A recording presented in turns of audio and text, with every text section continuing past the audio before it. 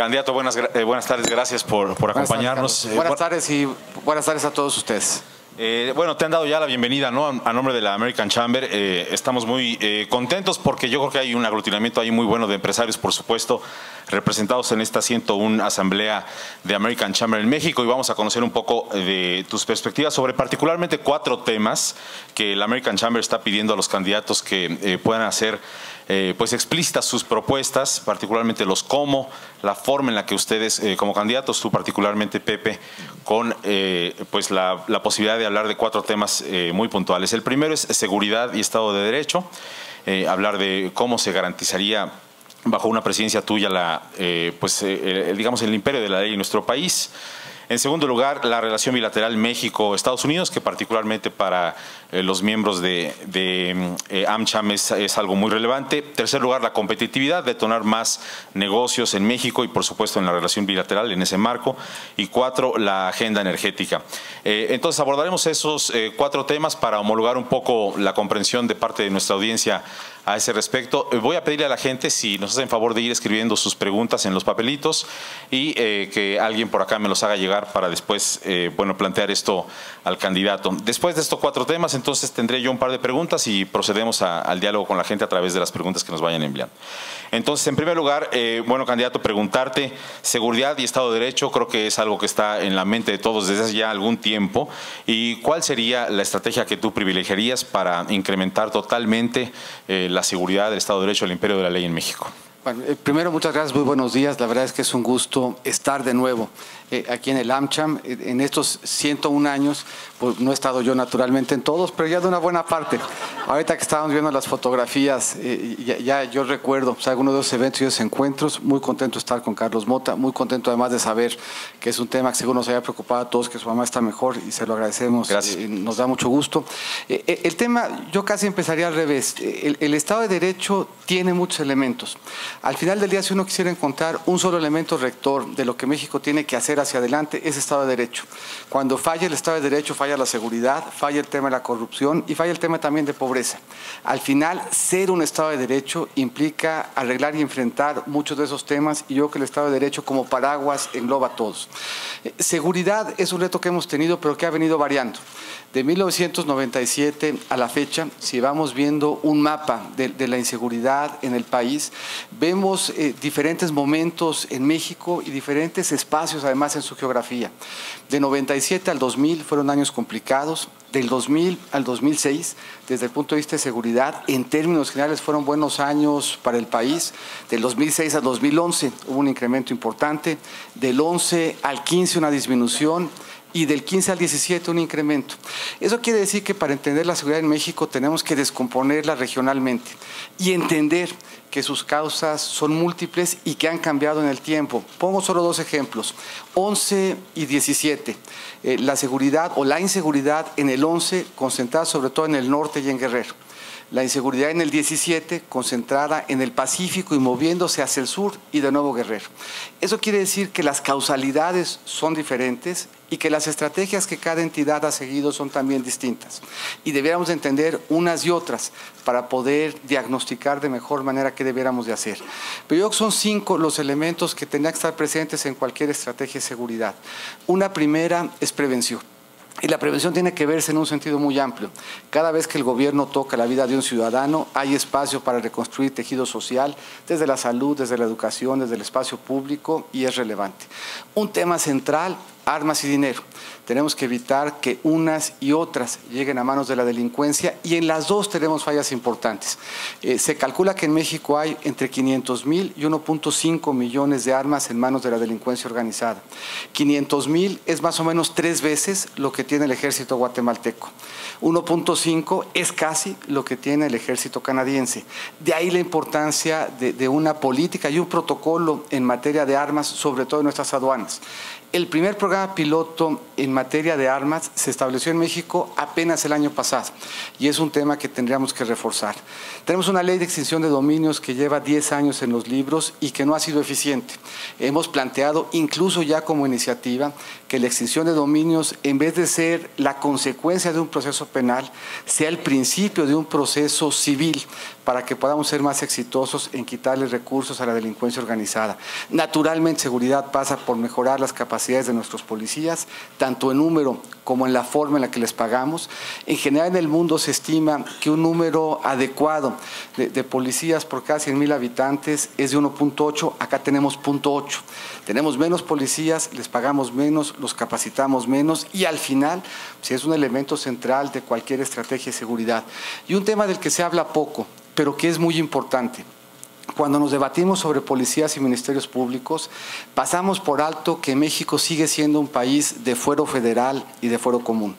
Eso quiere decir que cada estado define los delitos como cada estado quiere y por lo tanto no tenemos escala en materia de seguridad. Tendríamos que movernos a que el mismo crimen tuviera el mismo castigo para lograr mejores resultados. Y pongo solo 2 ejemplos.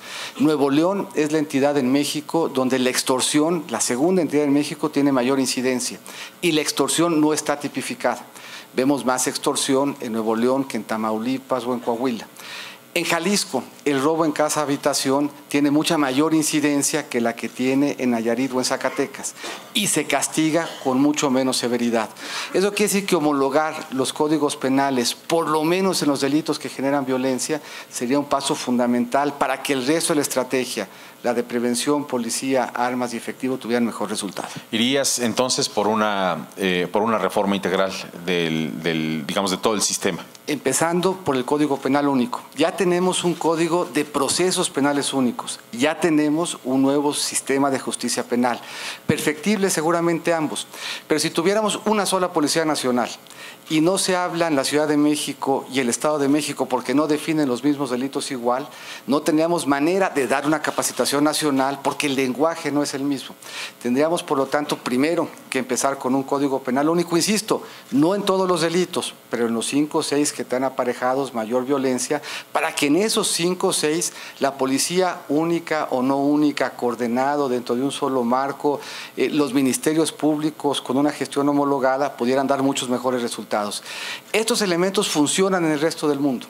En el resto del mundo, los delitos los investigan en función de cómo se cometen, no en función de dónde se cometen. Ese es un paso que tenemos que dar en México también. ¿En el Poder Judicial de la Federación ves un reto dentro de este marco? Lo es sin duda.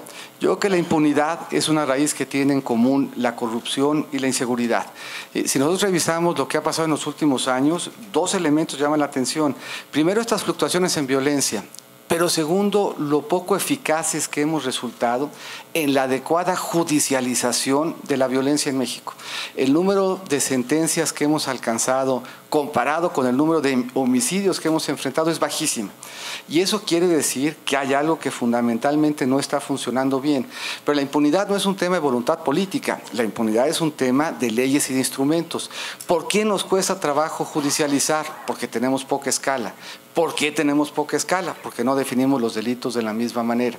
Si nosotros tuviéramos en todo el país la misma base de datos, la misma información, la misma capacidad de identificar, en México somos de los pocos países del G20 que no tenemos un sistema de identificación único, que no identificamos los vehículos o los teléfonos y que no nos hablamos entre entidades. Si eso nos plantea un enorme reto en materia de seguridad y en la posibilidad de dar mejores resultados. Ahora, si lo hacemos, no hay ningún elemento estructural que nos impidiera alcanzar los mismos resultados que hemos visto en otras jurisdicciones en donde estos 5 elementos están presentes: prevención, policía, armas, efectivo. Y en términos generales, y aquí en el American Chamber es más o menos fácil de entender, porque todo el mundo ve los programas de Law and Order y todo el mundo ve los programas en donde cuando el crimen es complicado, pues llegan los feds y es el mismo crimen. Es el mismo punto acá. A veces un robo en casa habitación es estrictamente municipal. A veces un robo en casa habitación pues refleja un problema sistémico regional que tocaría en competencia a la federación. O sea, acá hay que hacer lo mismo. Ya no estamos en la época de los bandidos del Río Frío. Y eso debiera de llevarnos a que definiéramos los delitos reconociendo que el delincuente no se acota por las fronteras entre los estados. Al revés, si el delincuente, como el resto de los agentes económicos, pues delinque donde la probabilidad de que tenga consecuencias sea menor. Y eso lo hacemos posible si no nos ponemos de acuerdo en un Código Penal único. José Antonio, candidato, el segundo pilar de la agenda estratégica de la AmCham es la relación bilateral de México con Estados Unidos, particularmente la modernización del Telecán. Creo que hay un gran signo de interrogación de qué es lo que ocurrirá a ese respecto. ¿Cuál es tu perspectiva para el fortalecimiento de la relación bilateral en el marco o no del Telecán y la vinculación que esto tiene con temas, por ejemplo, de agenda fronteriza, seguridad binacional? Mira, primero, y aprovechar la ocasión, está aquí Carla Hills, y yo creo que todos debiéramos de reconocerle pues, el talento y la gran creatividad y la diferencia que hizo con ese compromiso en la relación entre México, Estados Unidos y Canadá y el dinamismo que le dio a Norteamérica. Cuando Carla negoció el tratado, debe de haber sido más o menos el tratado número 46 o 47 en la historia del mundo. Ahorita tenemos casi 1000. Y ese tratado se negoció en 1994, se firma, pero se termina la negociación por ahí de 92. México, la relación, el comercio y la mejor práctica en materia de tratados comerciales ha cambiado mucho, ha evolucionado mucho. El tratado no solamente es la parte arancelaria, pero nos ayuda el evaluar la parte arancelaria para darnos una visión de hacia dónde hay oportunidades para movernos. Una parte importante de nuestro comercio se da fuera de Estados Unidos. Estamos más diversificados en importaciones que en exportaciones, pero en ambas hay una diversificación más allá de la región norteamericana.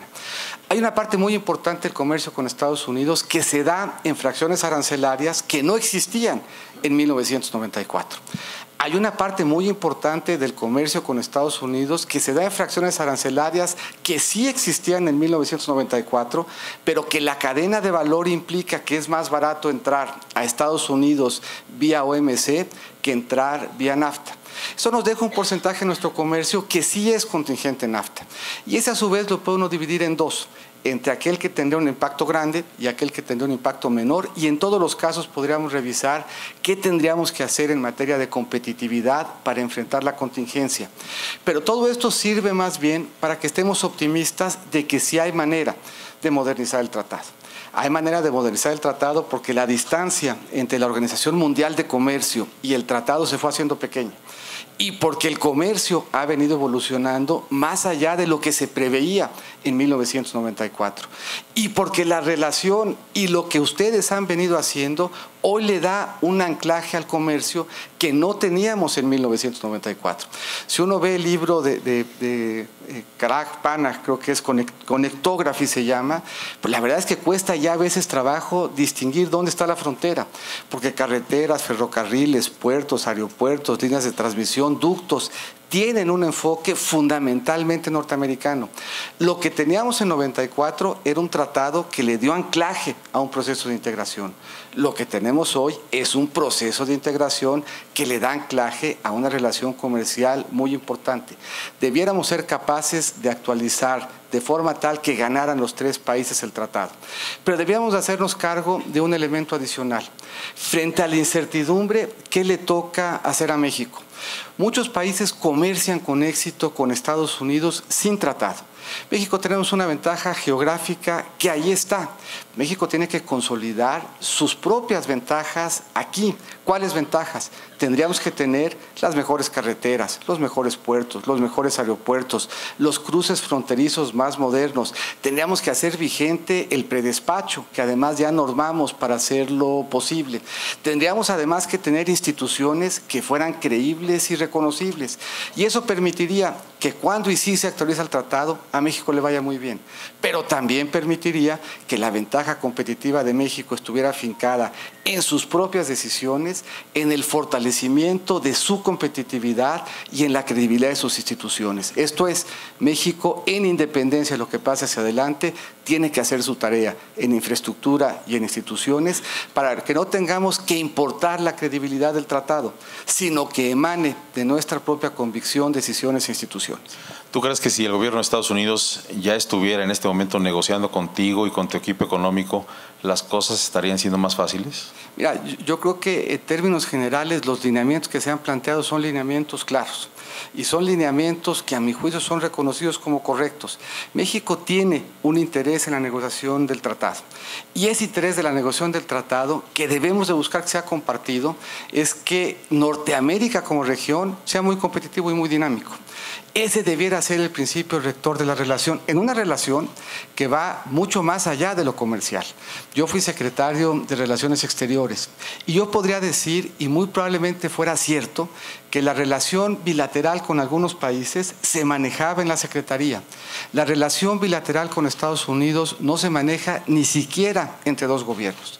Todos los días entre México y Estados Unidos hay diálogo entre funcionarios de las administraciones federales, con gobernadores, con alcaldes, con migrantes y con la comunidad de negocios. Y pongo solamente un ejemplo en términos de lo que pasa a diario en esa relación, pero estos ejemplos se podían aquí multiplicar. Cuando yo fui canciller, se inauguró un aeropuerto binacional entre Tijuana y San Diego. Sin ninguna ambigüedad, ese era un tema trascendente, es un tema que le da competitividad al sur de Estados Unidos y al norte de México. En esa decisión y en esa definición los gobiernos no fuimos parte. Fue una definición que se tomaron entre privados, que cambia la dinámica de la frontera, que nos da mayor competitividad y que es solamente un ejemplo de lo que sucede todos los días. México, en la relación con Estados Unidos y en la definición comercial, tiene que plantarse con dignidad, tiene que plantarse con claridad y tiene que plantarse con la certeza de que es una relación amplia, variada, profunda, que se construye, que se defiende y que se define todos los días. Y en donde hay muchos más actores que solo las administraciones. De manera central, los que están aquí representados, que tienen un interés como nosotros, de que esa relación y la definición del tratado sea en beneficio de todos. ¿Estás en comunicación en este momento, tu equipo de campaña, con el gobierno de Estados Unidos en los términos que nos estás explicando? Mira, nosotros hemos sido públicos en términos de nuestro posicionamiento, pero al que le toca conducir la relación en lo formal es a la administración y es al gobierno. México, como el resto del mundo, sobre todo en la época de campañas, pues toca ser respetuoso de quien institucionalmente lleva la relación. Nuestros posicionamientos han sido claros, nuestra presencia en términos de lo que pensamos también lo ha venido siendo, pero la relación formal e institucional de allá hacia las campañas y de las campañas hacia la relación con la administración debiera ser una en donde se privilegiaran los canales institucionales y así lo estamos haciendo nosotros.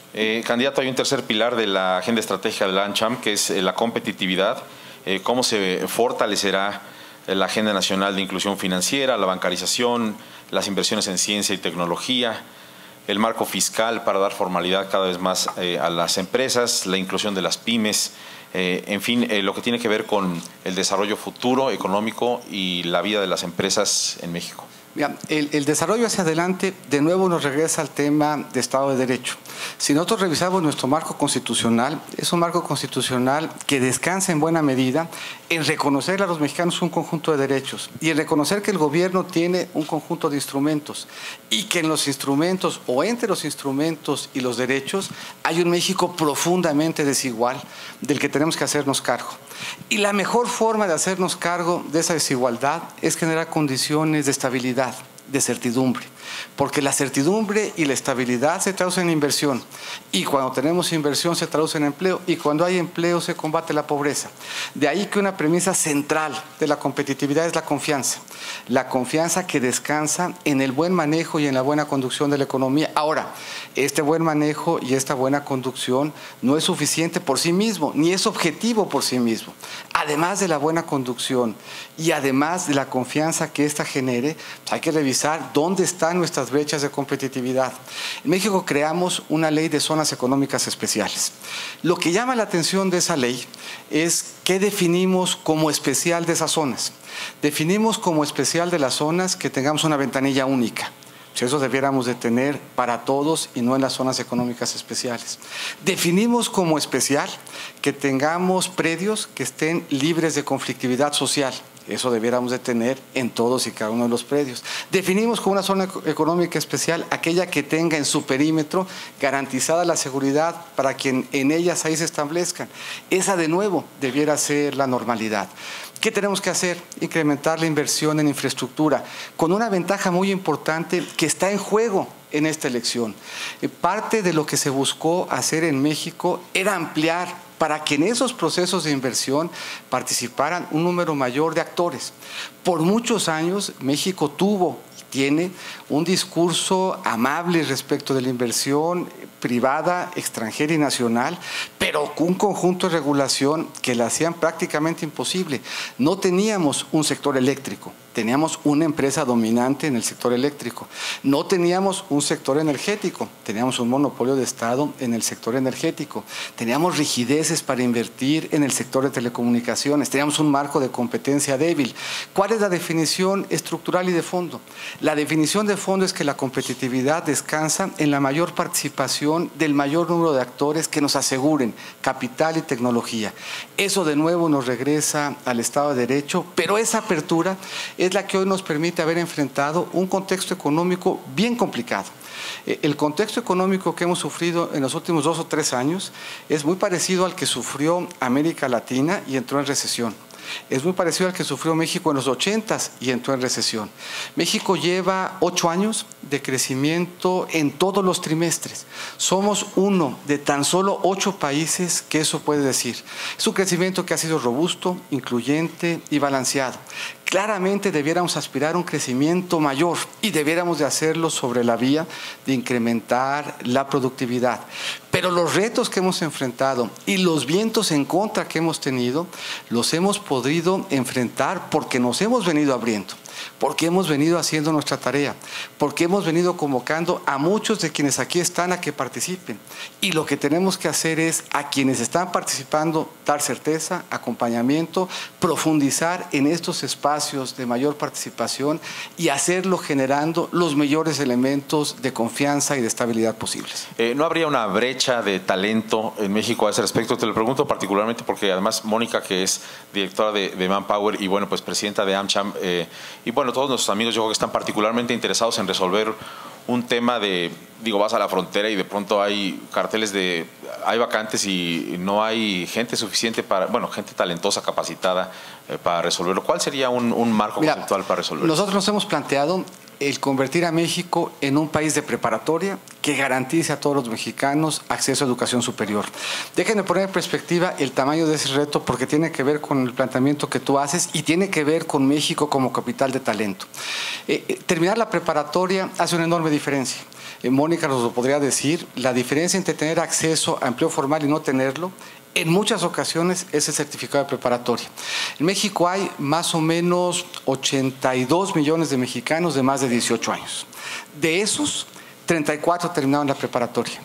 Para esos 34, el reto es Internet, inglés, matemáticas, un lenguaje que les permite incorporarse adecuadamente a los temas que aquí se están haciendo, a los sectores de alta productividad. Ahí en esos sectores se han generado 2/3 partes de los nuevos puestos de trabajo en México en los últimos años. Pero tenemos 48 millones de mexicanos que no terminaron la preparatoria. Esos mexicanos que no terminaron la preparatoria van a vivir 5 años menos que los que sí la terminaron. Van a ganar 41% menos de los que sí la terminaron. Cuando revisamos la pobreza extrema en México, 9 de cada 10 mexicanos en pobreza extrema no terminaron la preparatoria. 7 de cada 10 mexicanos que no tienen seguridad social no terminaron la preparatoria. 8 de cada 10 mexicanos que habitan en una casa a la que no le llegan servicios no terminaron la preparatoria. Esta apuesta de talento tiene que reconocer esos dos Méxicos. El México que hoy está abriendo espacios de participación y que tiene que asegurarse que no haya un solo joven que abandone los estudios antes de tener la oportunidad de acceder a la educación superior. Pero tenemos que hacernos cargo de que hay 48 millones de mexicanos a los que hay que ir a buscar para certificar y para dar los elementos que le permitan participar de mejor manera en una economía mucho más incluyente. ¿Cuál es nuestra reforma pendiente más importante? La de la pobreza. Si nosotros logramos cerrar la brecha entre norte y sur, si logramos cerrar la brecha en la participación de la mujer, si logramos cerrar la brecha entre quien tiene educación, salud, alimentación, vivienda y servicios en la vivienda y quien no lo tiene, la plataforma de crecimiento y desarrollo en México va a ser infinitamente superior y eso es lo que está al centro de la agenda de gobierno y de las propuestas que estamos haciendo en campaña. El cuarto pilar, candidato, es la agenda energética y básicamente la pregunta es cómo consolidar el nuevo modelo energético de México, las licitaciones, avanzar en el fortalecimiento energético, que es lo que el AmCham también quiere saber. Nosotros planteamos como país, y nos lo imaginábamos, implementando las reformas en un contexto bien diferente. Nosotros nos imaginamos cuando las reformas se plantearon, cuando se empezó a buscar que se hiciera, porque la verdad es que México tenía claridad absoluta, o muchos en México teníamos claridad absoluta de que tenía que cambiar, que un esquema en donde nuestro sector energético no pudiera contratar, no pudiera traer capital, no pudiera asociarse con otros para su desarrollo, pues no permitía que se convirtiera en una plataforma de crecimiento. Pero cuando la plataforma es 3.3 millones de barriles diarios y el precio del petróleo está arriba del 100, pues la verdad es que daba la impresión de que podíamos esperar. Decía, creo que era JP Morgan, que el negocio más rentable del mundo era una petrolera bien manejada. Y el segundo negocio más rentable del mundo era una petrolera mal manejada. Bueno, eso se puede cuando el precio del petróleo está en 100. Cuando el precio del petróleo cae a 18, ahí se ve el verdadero valor de la reforma energética.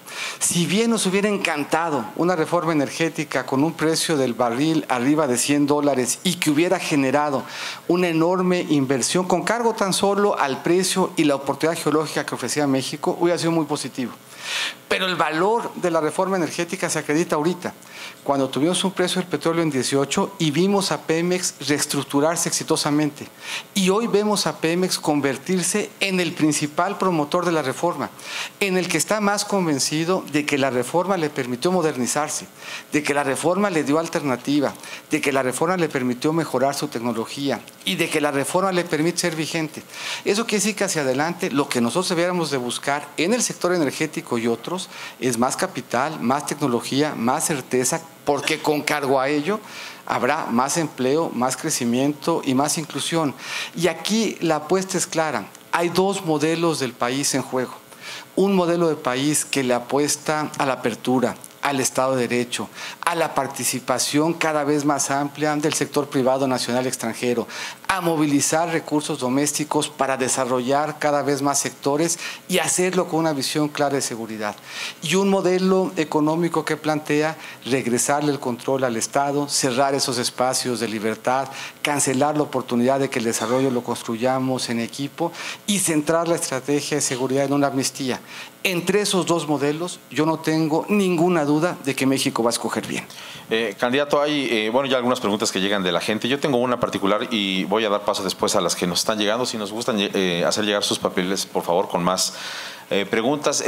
Presentaste hace unos días esta declaración 7 de 7 versus lo que habíamos escuchado antes de 3 de 3. Si nos puedes explicar la diferencia fundamental entre las dos. Yo creo que como nunca antes en nuestra historia, esta elección versa sobre el carácter de quienes aspiramos a ser presidentes, versa sobre nuestra honorabilidad y versa sobre la capacidad que tengamos en consecuencia de hacerle frente a un reto que mine el Estado de Derecho, que es el de la corrupción. Nos hemos planteado como iniciativa y además con convicción de vida que quien aspire a liderar este país tiene que ser una gente que pueda acreditar una historia de vida congruente y honorable. Parte de eso implica que transitemos de la declaración patrimonial a la congruencia patrimonial. La declaración 3 de 3, que fue un esfuerzo y una convocatoria ciudadana muy valiosa, implicaba que se hicieran públicos los ingresos, implicaba que se hiciera público que se había entregado la declaración patrimonial y que se hiciera público que se habían pagado impuestos. Yo soy el único hoy en la boleta que cumple con ese extremo en toda la vida y en particular en los últimos 20 años. En los últimos 20 años mi ingreso ha sido público, en los últimos 20 años se acredita que he pagado impuestos y que he presentado mi declaración patrimonial. Pero eso no es suficiente para estar ciertos de que entre esa declaración patrimonial y la realidad patrimonial haya congruencia. La 7 de 7 implica 4 elementos adicionales. Uno primero, un dictamen de un contador de que la declaración patrimonial y la declaración fiscal son consistentes y que la evolución del patrimonio es consistente con la historia de ingresos que he venido teniendo. Un segundo elemento que es bastante sencillo y bastante elemental, que lo que yo dije que tenía en mi declaración patrimonial coincidiera con los registros públicos de la propiedad, en mi caso y en el de mi esposa. Un tercer elemento adicional, que el SAT validara que no hay una sola manifestación de riqueza que no estuviera revelada en mi declaración patrimonial.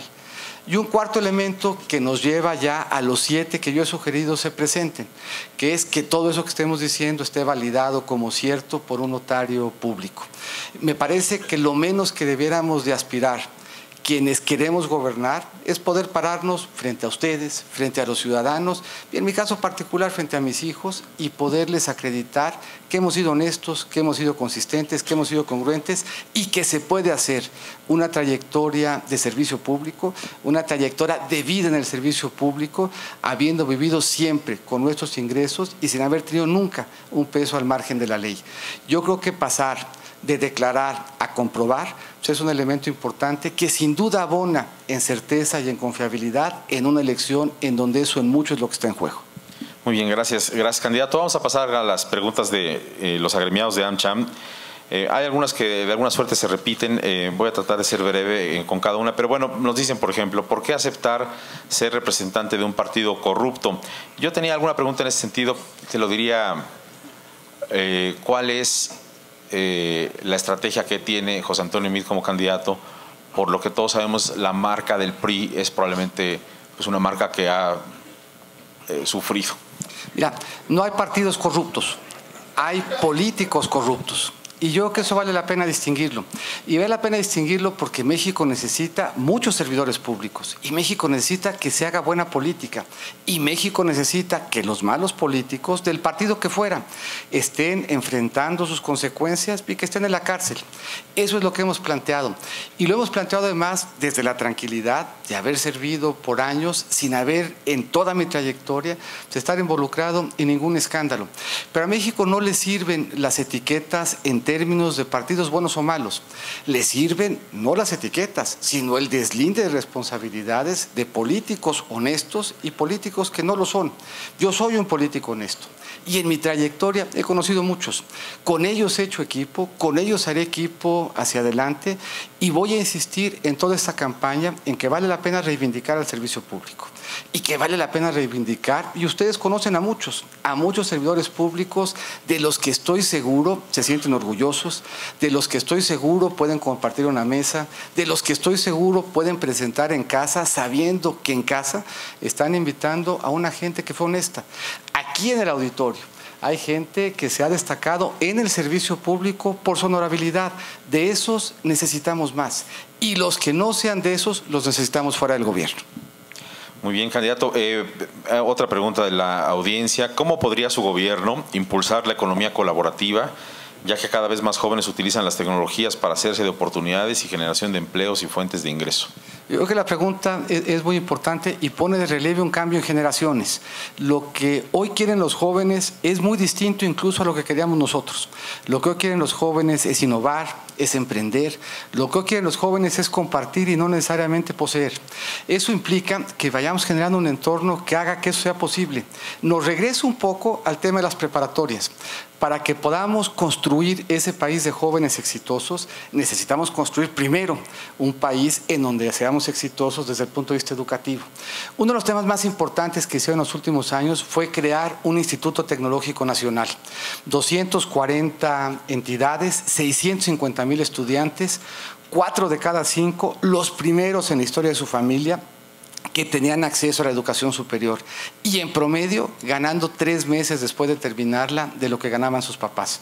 De ahí la importancia de poner al centro del esfuerzo del gobierno la educación que empieza en el preescolar, que termina con la educación superior, porque luego continúa a lo largo de la vida para que esos elementos que está buscando el mercado estén presentes no solamente en el recién egresado, sino en todos. Mucho más acceso a la banda de internet, de ahí la importancia de la red compartida, mucho más acceso al mundo financiero. A veces damos por descontado la inclusión financiera que se planteaba como un tema, pero la sola posibilidad en México de poder mover el dinero entre geografías sin riesgo, de poder mover dinero en el tiempo sin riesgo, de poder mover el riesgo de quien lo enfrenta hoy para que lo enfrente una colectividad, hace una enorme diferencia. Hoy lo que tenemos que lograr es que esa tecnología y ese acceso transforme la vida del joven, que tenga mayores oportunidades y que por la vía de transformar a cada joven transformemos el entorno del país, aprovechando ese talento, esa visión y esas ganas de emprender para que México sea mejor. ¿Tú crees que México está en la discusión correcta a nivel global en materia de tecnología, de tecnologías de información? Yo creo que México incluso está innovando y está haciendo algunas cosas que fueron interesantes con un sacrificio fiscal relevante. En la mayor parte del mundo vimos el dividendo digital. Implicó que migrara la tecnología, sobre todo la televisión pública, del mundo analógico, que consumía un enorme ancho de banda, al mundo digital. Eso liberó un espacio de ancho de banda que en la mayor parte del mundo se licitó, para que por la vía de la licitación se regresara a la economía y se aprovechara, y se hablaba entonces del dividendo digital. Un dividendo digital que tenía dos dimensiones: lo tenía para la empresa que adquiría el radioespectro y lo tenía para el país que cobraba por ello. México tomó una alternativa que plasmó en su constitución como agenda diferente. El dividendo digital lo invirtió en una red troncal. En una red troncal que va a implicar que para el final de la siguiente administración la cobertura y el acceso de banda ancho pase a alcanzar pues prácticamente el 100%, el 92 o 93%. No solo entonces me parece que en la agenda digital estamos pasando de ser un país con muchos rezagos a hoy ser un país en donde es emocionante estar participando en México por la apertura que eso implica, a ser un país en donde México esté en frontera y sea potencia en lo digital. Hay muchas preguntas, candidato, en relación con el tema de la corrupción. Las planteo como llegan aquí. Siendo candidato del PRI, ¿cómo propone dar seguimiento a las denuncias de corrupción contra algunos funcionarios del partido que han formado parte de la actual administración? Y otra en el sentido que dice, ¿cómo quitarse la losa de corrupción que todos conocemos? Mira, yo te diría, empezando por la segunda, y diciendo además que el tema de la corrupción no es solo un tema de voluntad política y no solo el tema de ejemplo. En mi caso, voluntad político y ejemplo, que puede acreditar que se puede ser honesto en el sector público y que se puede ser honesto no solamente porque lo declaro, sino porque lo compruebo. Pero el combate a la corrupción implica algunas modificaciones que tampoco están lejos de lo que puede hacer México. Primero, hacer más fácil recuperar lo robado, y ahí hay una vertiente común con la delincuencia organizada. Segundo, y muy importante, darle autonomía al Ministerio Público. Hoy en Estados Unidos estamos viendo que la gente está preocupada por lo que hace Mueller, porque está concentrada la atención en un Ministerio Público que tiene autonomía. Yo voy a ser un presidente sin fuero y voy a ser un presidente que se tome en serio el que nadie está por arriba de la ley. Cuando aquí escuchan un candidato decir yo voy a meter a fulano o a sutano a la cárcel, si ese candidato cree que está por arriba de la ley, por arriba del Ministerio Público y no está dispuesto a sujetarse a esa autoridad. Yo lo seré sin fuero, me sujetaré a esa autoridad, y además el sistema anticorrupción implica que la prescripción se amplíe de 3 años a 7. Eso quiere decir que un Ministerio Público autónomo podrá llamar a rendir cuentas al que fuera, empezando cuando sea presidente por yo mero. Muy bien. Pregunta a la gente también, ¿qué piensas, candidato, de la gestión de Enrique Peña Nieto? Me parece que fue un presidente transformador. Si uno revisa la agenda que tenía el país hace muchos años, era una agenda con grandes rezagos, con grandes pendientes. Era una agenda en donde se decía que México estaba sobrediagnosticado, pero que ese diagnóstico no se había podido traducir en consensos. Y lo que vimos fueron consensos y reformas. Una elección siempre es oportunidad de hacer un balance. Y el balance implica reconocer lo que no está funcionando bien. Y hoy hay muchas cosas que no están funcionando bien. Platicamos de seguridad, platicamos de corrupción, y podíamos haber dedicado mucho tiempo a platicar sobre los retos de pobreza y de inclusión. Pero también hay muchas cosas que sociedad y gobierno han logrado consolidar y mover en una buena dirección. A mí me parece que un discurso en donde el país se reinvente cada 6 años no le ayuda a los mexicanos. Un discurso donde pensamos que todo lo que se hizo antes no sirve y que solamente servirá lo que se haga después no le ayuda a los mexicanos. A los mexicanos lo que nos ayuda es darle punto de partida al cambio y decir con toda claridad, no está jalando bien la seguridad. Nos preocupa el tema de la corrupción. Queremos, por lo tanto, un presidente honesto, un presidente que pueda pararse y presentar su 7 de 7. Queremos un México mucho más incluyente.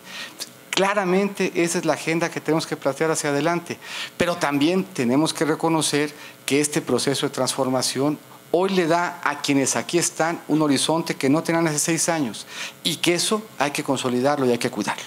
De ganar la presidencia, José Antonio Meade, ¿le pedirías a tu gabinete, a tus colaboradores, el 7 de 7, como lo has planteado? Sin duda, será un gabinete de doble tracción, poco más de doble. A la 3 de 3 le sumamos la doble tracción del 4 de 4 para llegar a la 7 de 7. Muy bien. Nos preguntan también de concluir el Telecán, ¿qué estrategia de política de comercio exterior se implantaría para blindar las inversiones con Canadá y Estados Unidos, además de fortalecer las cadenas productivas en Norteamérica?